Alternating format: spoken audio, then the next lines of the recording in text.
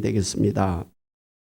사도행전 8장 1절부터 8절까지 제가 말씀을 봉독해 드리도록 하겠습니다. 사울은 그가 죽임당함을 마땅히 여기더라. 그날에 예루살렘에 있는 교회에 큰 박해가 있어 사도 외에는 다 유대와 사마리아 모든 땅으로 흩어지니라. 경건한 사람들이 스데반을 장사하고 위하여 크게 울더라. 사울이 교회를 잔멸할세 각 집에 들어가 남녀를 끌어다가 옥에 넘기니라. 그 흩어진 사람들이 두루다니며 복음의 말씀을 전할세 빌립이 사마리아 성에 내려가 그리스도를 백성에게 전파하니 무리가 빌립의 말도 듣고 행하는 표적도 보고 한 마음으로 그가 하는 말을 따르더라. 많은 사람에게 붙었던 더러운 귀신들이 크게 소리를 지르며 나가고 또 많은 중풍병자와 못 걷는 사람이 나으니 그 성에 큰 기쁨이 있더라. 아멘.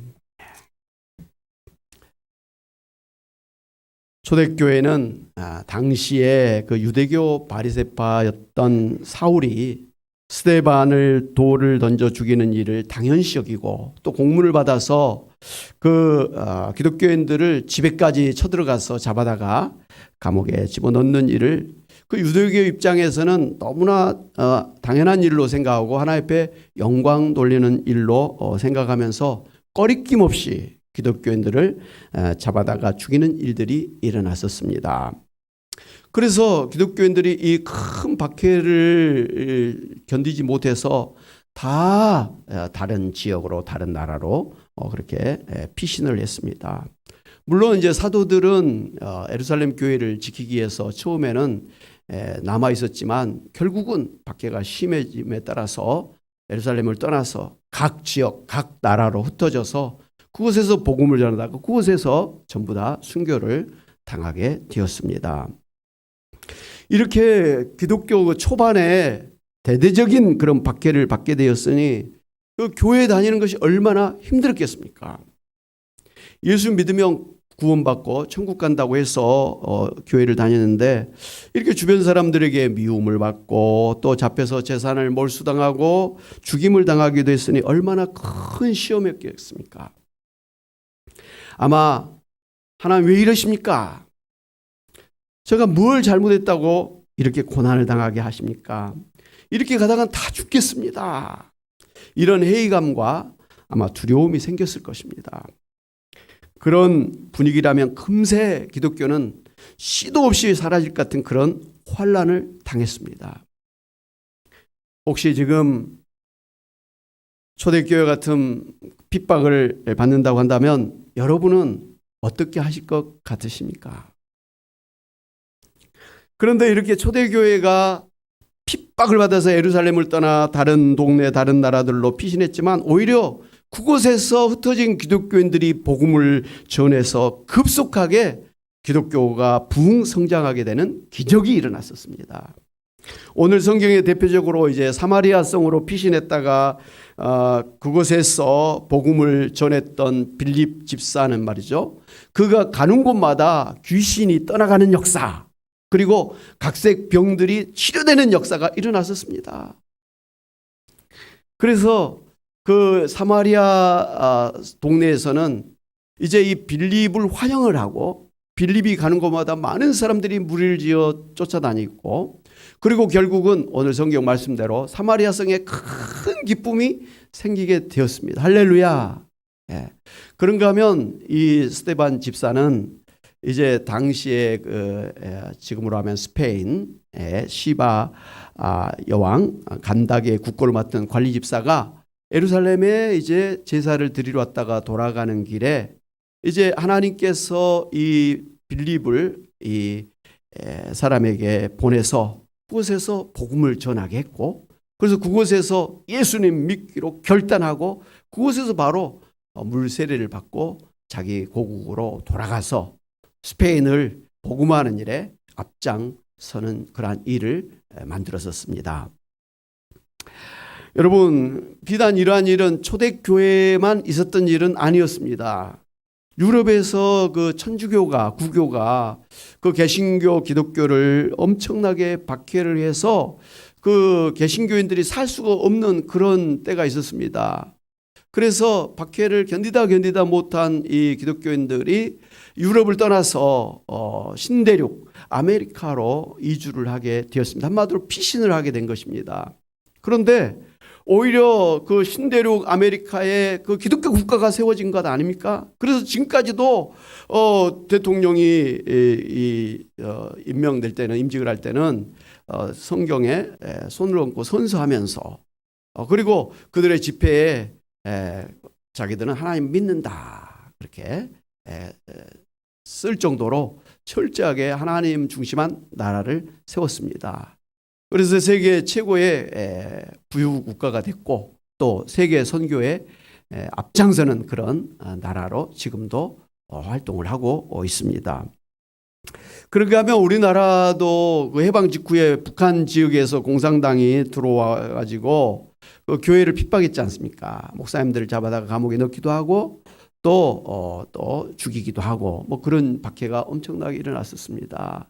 그래서 북한 교회가 문을 닫게 되었고 견디다 못한 목사님들과 성도들이 이제 이 올람에서 남한 땅에서 교회를 세우면서 그렇게 정착하게 되었습니다. 그 결과로 원래 북한이 평양의 예루살렘이라고, 평양이 동방의 예루살렘이라 할 정도로 굉장히 기독교가 부흥 발전했었는데 오히려 그 이후에 남한이 기독교가 발전됐습니다. 그래서 지금도 세계 선교에 미국을 위해서 두 번째 선교하는 그러한 한국 교회가 될 정도로 부흥 발전하게 되었습니다. 할렐루야.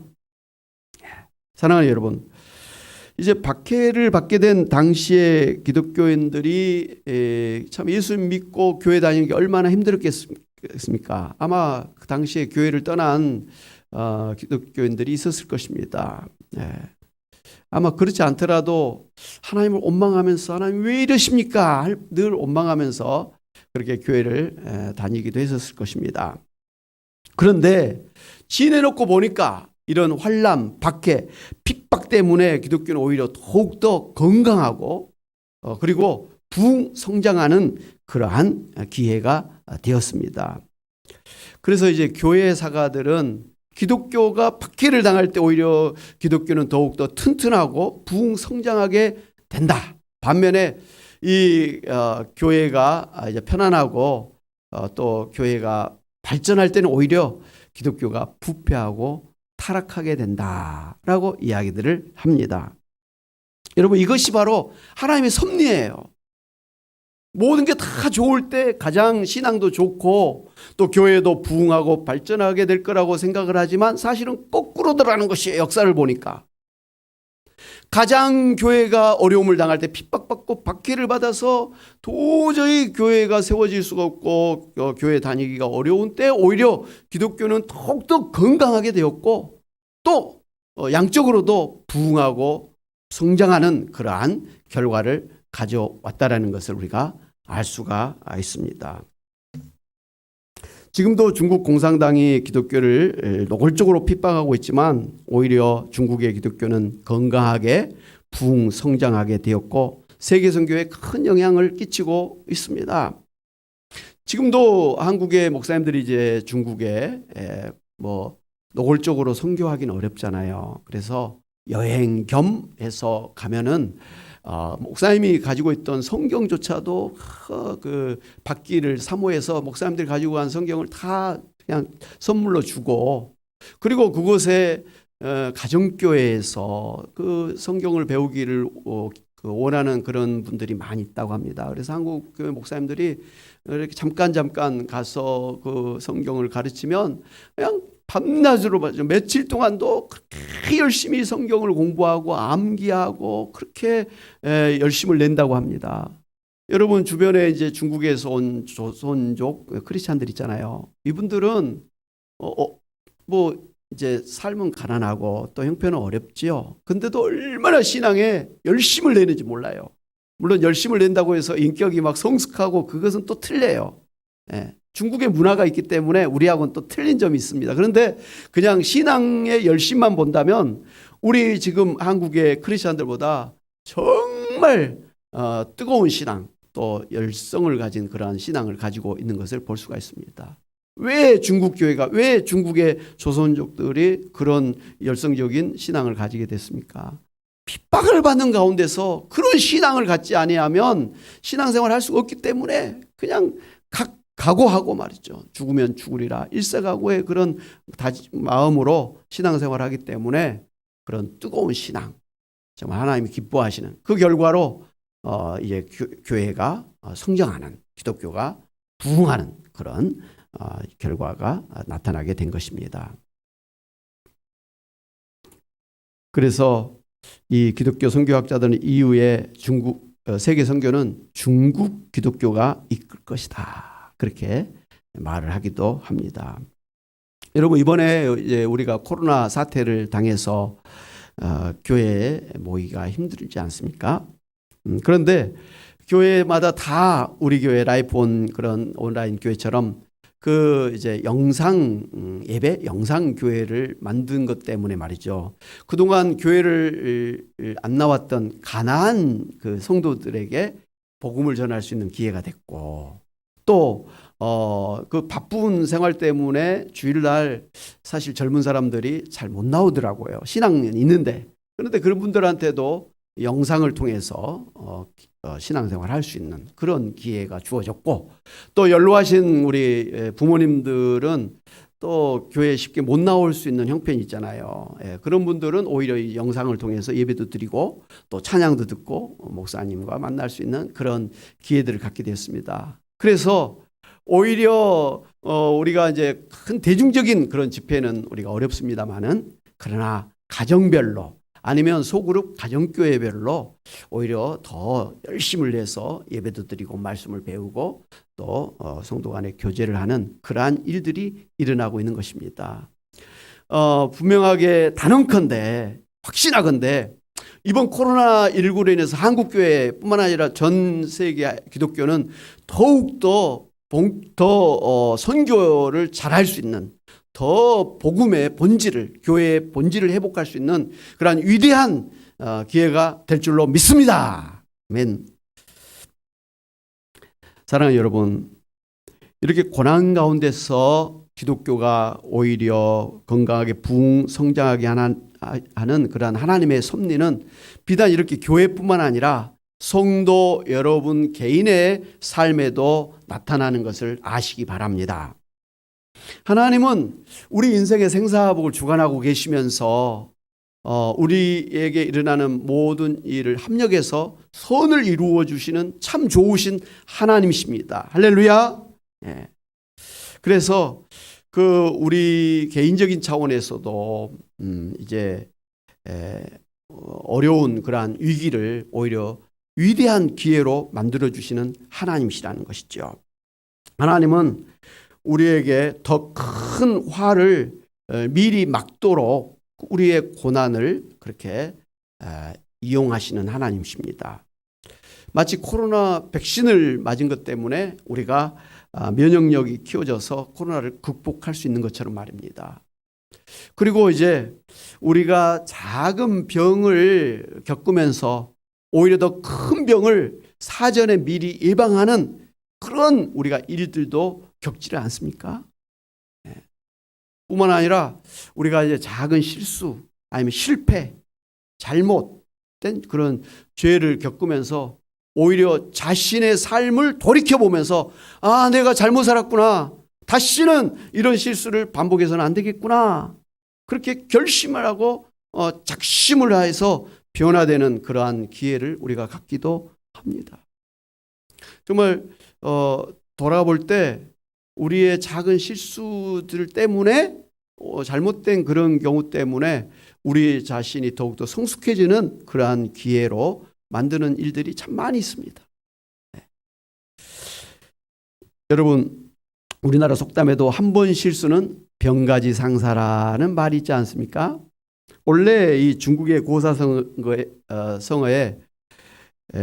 승패 병가지 상사라는 그런 말이 있는데, 이 전쟁을 하다 보면 지는 일도 있고 이기는 일도 얼마든지 있지 않느냐. 그러니 한 번 전쟁에 졌다고 해가지고 모든 걸 포기할 일은 아니다. 그런 뜻이죠. 그런 의미에서 인생에서 실수와 실패는 언제든지 있을 수 있는 일이기 때문에 한 번 실수했다고 해서 한 번 실패했다고 해가지고 포기하고 절망할 일은 아니다. 오히려 포기하지 말아라고 하는 그런 뜻으로 사용하고 있습니다. 그런데 말입니다. 우리나라에서는 이 승패병가지상사라는 말을 오히려 한 번의 실수를 반면교사로 삼아서 다음에는 실수를 하지 말아라 하는 뜻으로 사실 의미가 바뀌어져서 사용하고 있습니다. 한 번의 실수 때문에 오히려 그것을 계기로 해서 더 발전적인 삶을 살 수가 있다라는 말을 하는 것이죠. 여러분 성경에도 보면 그 다윗 왕이 그 우리아의 아내 밧세바를 아내로 삼기 위해서 그 남편 우리아를 갖다가 전쟁에서 죽도록 사주하는 죄를 그렇게 저질렀지 않습니까?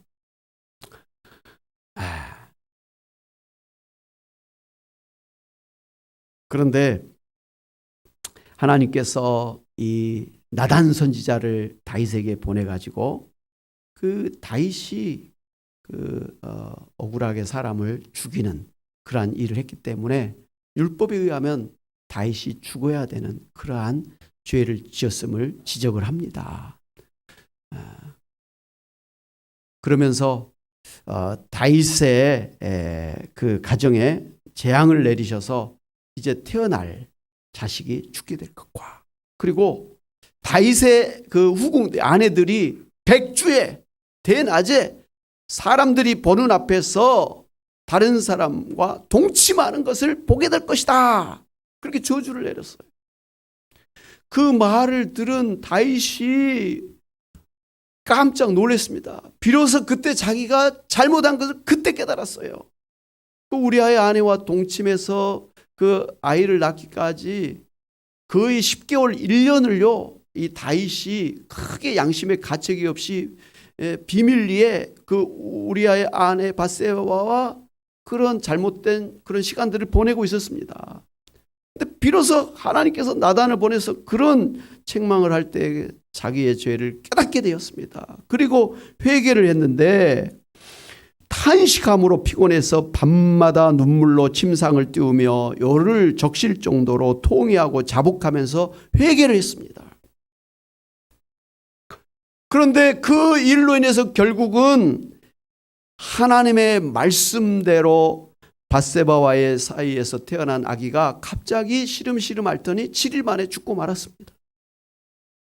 그리고 다른 사람에 의해서 이 다윗의 아내들이 동침하게 될 것이라고 말씀하셨는데 그 다른 사람이 하필이면 다윗의 가장 잘난 아들 압살롬이었습니다. 압살롬이 다윗이 도망간 사이에 그 다윗이 왕궁에 남겨둔 후궁들을 갖다가 대낮에 온 이스라엘 백성들이 보는 앞에서 동침하는 그러한 일을 저질렀었습니다. 얼마나 기가 막힌 일입니까? 그만큼 다윗이 지은 죄가 큰 죄였음을 보여주신 거예요. 그러니 다윗은 하나님 앞에 제발 자기 목숨만은 살려달라고. 하나님은 다윗의 목숨은 살려주셨지만 사실은 거기에 상응하는 징계를 하신 것이죠.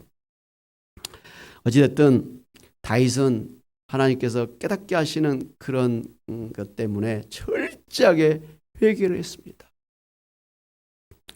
그리고 하나님 앞에서 정직하고 거룩하게 살 것을 작심하고 작심했습니다.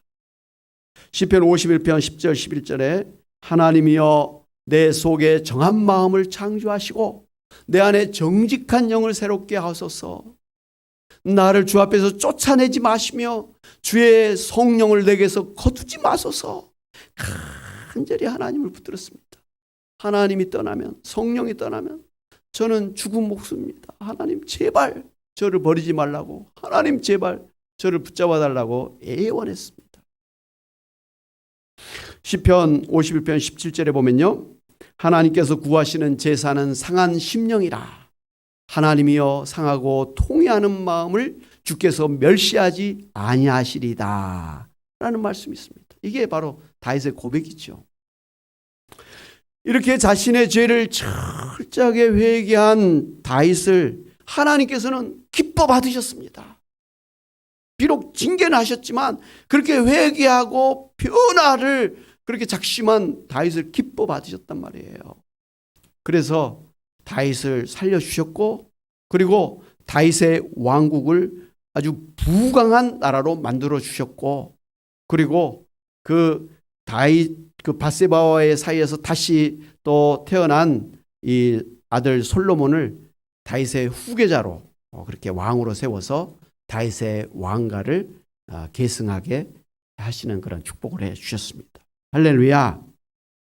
여러분, 하나님께서 이렇게 다윗을 더 크게 축복하실 정도로 다윗은 자신의 죄악을 철저하게 회개했고, 그 일을 계기로 해서 다윗은 확실히 다른 신앙의 삶을 살았던 것입니다. 반면에 사울 왕은 어떻습니까?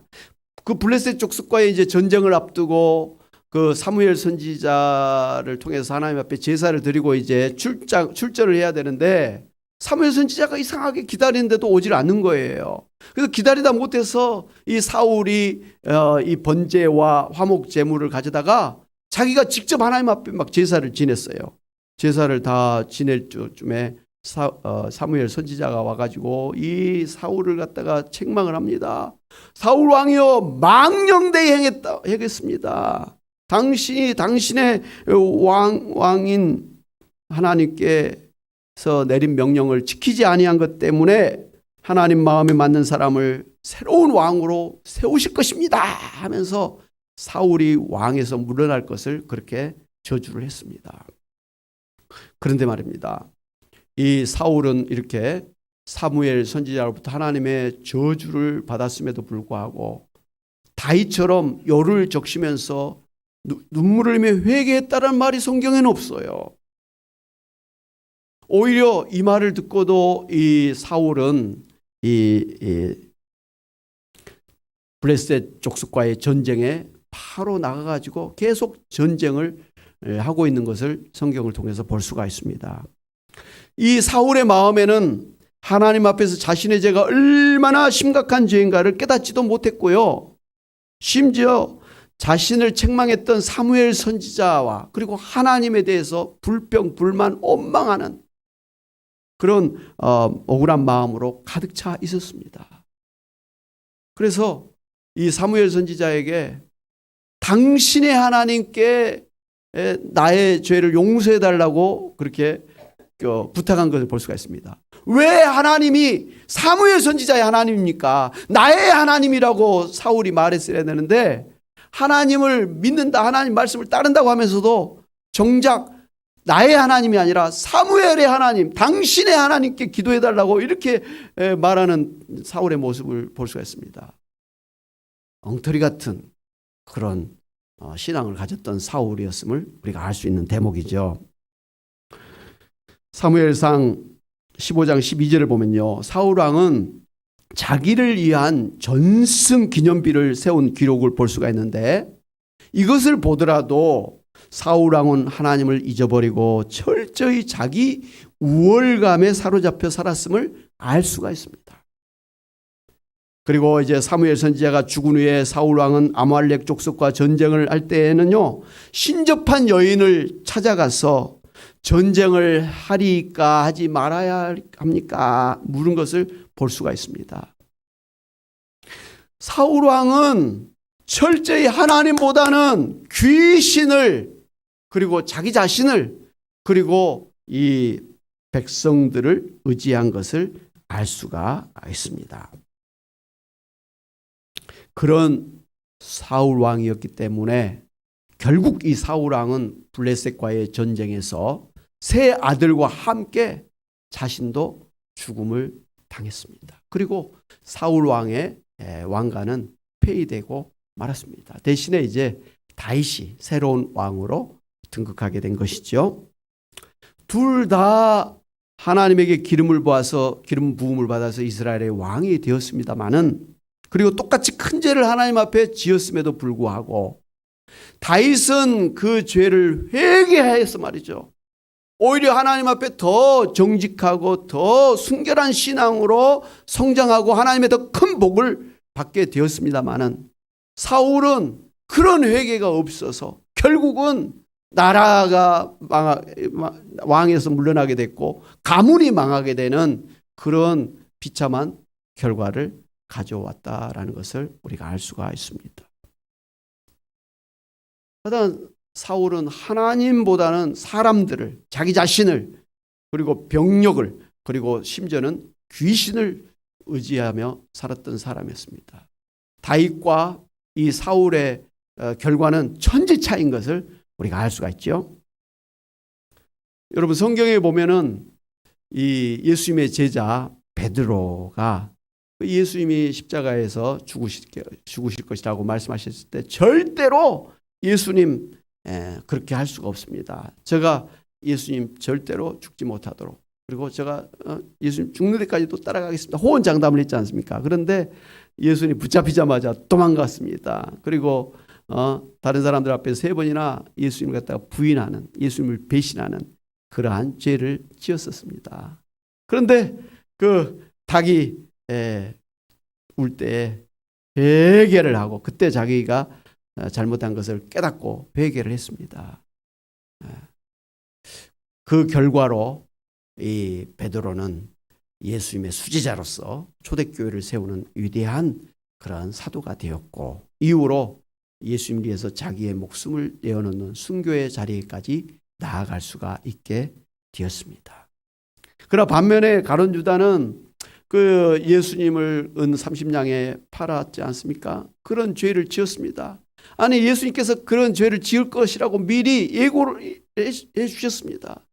그러면 그것을 깨닫고 회개하고 그런 일을 하지 말았어야 되지만, 아니 그렇게 했을지라도 회개하고 다시 정말 예수님 나를 불쌍히 나를 살려달라고, 내가 잘못했다고 회개해야 되는데, 성경에 보면 이 가룟 유다는 회개하지 아니하고 그 길로 나무에 목을 매달아서 죽어서, 그 해필이면 그 줄이 끊어져서 그 땅에 떨어질 때 그냥 창자가 터져서 아주 비참하게 죽는 그런 결과를 가져왔었습니다. 똑같이 예수님의 제자인데, 똑같이 예수님 앞에 죄를 지었음에도 불구하고 베드로는 회개해서 오히려 더 좋은 신앙으로 말이죠, 그렇게 발전할 수 있는 기회가 됐습니다만, 가룟 유다는 회개하지 아니하고 하나님으로부터 오히려 멀어지는 그러한 비참한 인생이 되고 말았다는 것입니다. 사랑하는 여러분, 예루살렘 교회가 핍박을 받아서 더 이상 예루살렘에 살 수가 없어서 그 다른 동네로, 다른 나라로 피신할 수밖에 없었지만, 그러나 하나님은 오히려 그러한 핍박을 통해서 초대교회가 더 부흥하고 성장하고, 그리고 더 빠르게 다른 나라, 다른 민족에게까지 복음이 전파될 수 있는 위대한 기회로 만드셨습니다. 할렐루야! 사랑하는 여러분, 하나님은 오늘 우리들에게도 우리의 실수든지 우리의 죄이든지, 아니 다른 사람의 탓이든지 환경 탓이든지 간에 우리가 당하는 그런 어려움, 위기를 하나님께서는 그냥 보내게 하지는 않으십니다. 오늘 우리의 위기를 오히려 위대한 기회로 만들어주시는 하나님이심 믿으시기를 바랍니다. 하나님 여러분을 사랑하십니다. 여러분을 끝까지 책임지고 하나님이 인도하실 것입니다. 축복하실 것입니다. 그래서 합력해서 선을 이루어 주실 것입니다. 결과적으로는 복이 되게 하시는 하나님이심 믿으시기를 바랍니다. 그렇기 때문에 오늘 이런 이유든 저런 이유든지 간에 어려움을 당할 때, 마음 아픈 그런 말이죠, 스스로 자책하는 그런 어려움을 당하는 그때에도 포기하고 절망하고 낙심하지 말고, 이런 엉터리 같은 인생일지라도, 이런 바보 같은 인생일지라도 하나님은 나를 사랑하시고 나를 붙들어 주시고 오히려 나의 이 고난을, 나의 이 위기를 오히려 위대한 기회로 만들어 주시는 좋으신 하나님이심을 믿고, 하나님 나를 불쌍히 여겨달라고, 하나님 나를 긍휼히 여겨달라고 다윗처럼 하나님을 붙들고 하나님의 도우심을 구하면서 나가시는 여러분 되시기를 바랍니다. 그래서 오늘 여러분이 당하는 그런 여러분 개인 가정적인 차원에서 그 위기가 오히려 하나님의 축복의 위대한 기회가 되시기를 주님의 이름으로 축원합니다. 아멘. 하나님 아버지, 참으로 우리들을 불쌍히 여기셔서 예수님 믿음 안에서 구원해 주실 뿐만 아니라 이제도 하나님 우리가 엉터리같이 참 미련하게 바보같이 그렇게 사는 때에도 하나님은 우리를 버리지 아니하시고 오히려 우리가 당한 그러한 위기를 위대한 기회로 만들어 주셔서 우리로 하여금 회개하게 하시고 더욱더 순결하고 정직한 신앙의 삶을 살게 해주시고 오히려 하나님의 축복을 받게 해주심을 감사드립니다. 오늘 이런저런 것 때문에 마음 아파하면서 낙심하고 포기하고 있는 성도가 있다면 하나님 아버지여 불쌍히 여겨주셔서 하나님 아버지여 그 심령을 붙들어 주셔서 좌절하고 낙심하고 포기하지 않게 도와주시기를 원합니다. 하나님, 엘리야 선지자가 참으로 낙심해서 하나님 힘들어할 때 차라리 죽었으면 좋겠다고 하는 그때 주님께서 찾아가 주셔서 위로해 주시고 그에게 새 힘을 얻도록 생수와 또 아버지 하나님 떡을 주심으로 그가 힘을 얻어서 하나님의 산 호렙산까지 뛰고 달리게 하여 주셨던 것처럼 오늘 우리에게도 새 힘을 더하여 주셔서 다시 일어나 뛰고 달리는 저희들 되게 도와주시기를 원합니다. 다시 기도하게 하시고 다시 말씀 붙들게 하시고 다시 하나님 봉사하게 하시고 전도할 수 있도록 하나님 앞에 찬송하며 나아갈 수 있는 저희들 되도록 그런 가정이 되도록 하나님 우리의 심령을 새롭게 하여 주시옵소서. 하나님 아버지, 자신의 참 잘못을 가지고 자책감에 시달리지 않게 하시고 또 남편이나 부모나 자식 탓, 형제 탓, 이웃을 탓하면서 원망하면서 살지 않게 도와주시옵소서. 하나님, 원인이야 어디에 있든지 간에 하나님은 우리의 당한 고난을 불쌍히 여기셔서 하나님 우리를 도와주셔서 오히려 위대한 기회로 만들어 주실 줄로 믿고 하나님 앞에 나아가 기도함으로 오히려 전화위복의 기회가 되는 저희들 다 되게 하여 주시옵소서. 감사하고 예수의 이름으로 기도하옵나이다. 아멘. 할렐루야. 아멘.